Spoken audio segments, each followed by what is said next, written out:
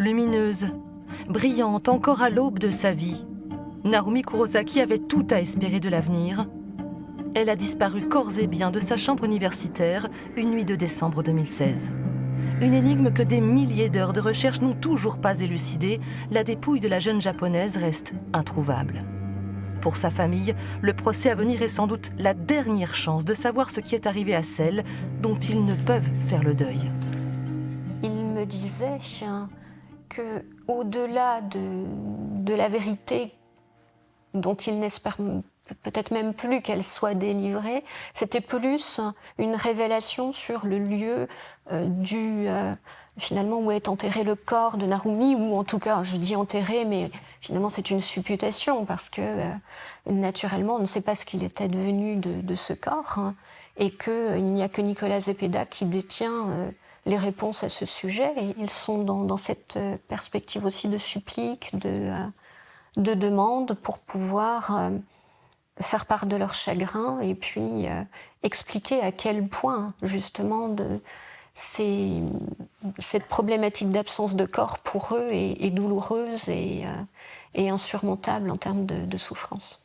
Tout va donc se passer ici, dans le creuset de la cour d'assises de Besançon. Une cour d'assises qui se prépare minutieusement depuis des semaines, voire des mois, pour un procès atypique. Débat trilingue, duplex en direct du bout du monde, pour une affaire qui intéresse 3 continents.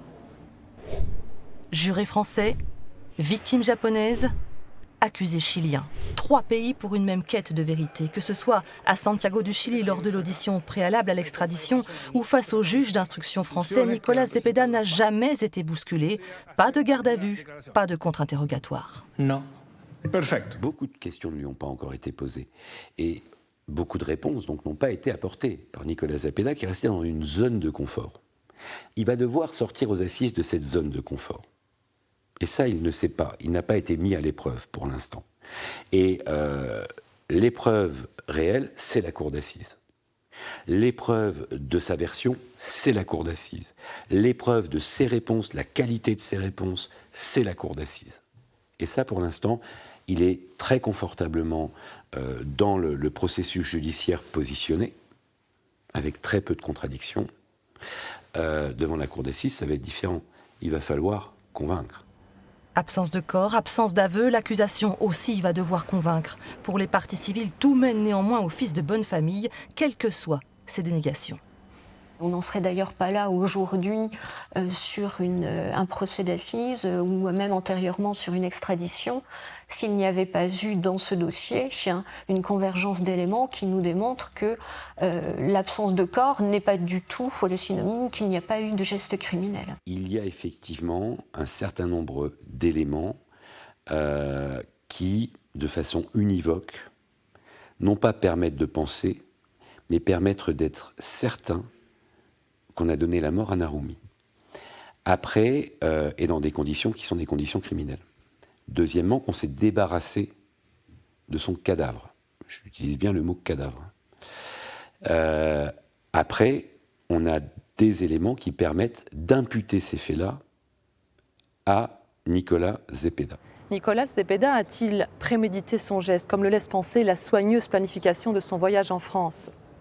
Peut-il craquer sous la pression et avouer à minima l'accident, l'homicide involontaire, ou bien, comme il l'a toujours fait jusqu'à présent, se taira-t-il, laissant son avocate opposer des explications à chaque élément de preuve ? Tout peut arriver. Et parce que la présomption d'innocence reste la règle, parce que le doute doit toujours profiter à l'accusé, l'acquittement fait partie des hypothèses. La famille de Narumi, sa maman notamment, ne peut pas imaginer un seul instant qu'il y ait un acquittement. C'est au-delà de ce qui est possible dans sa souffrance de mère. Et puis je rappelle qu'au Japon, la peine de mort continue à être appliquée. Donc il y a eu de vrais questionnements aussi sur l'issue d'un procès ici en France et sur ce que pouvait représenter une peine pénale et l'absence de peine de mort ici en France. Qu'est-il arrivé à Narumi ? Nicolas Zepeda est-il un meurtrier ? Les réponses appartiennent désormais à l'intime conviction des jurés.